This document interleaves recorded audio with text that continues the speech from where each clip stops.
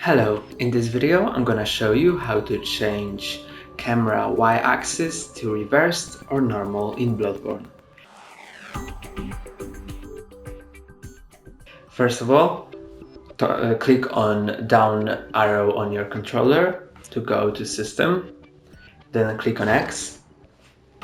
Click on X when the controls are highlighted, then go down by clicking down arrow on your controller, and then click right or left button to set to normal or reversed. To go back, click on return and click on return once again. That's all for today. See you next time.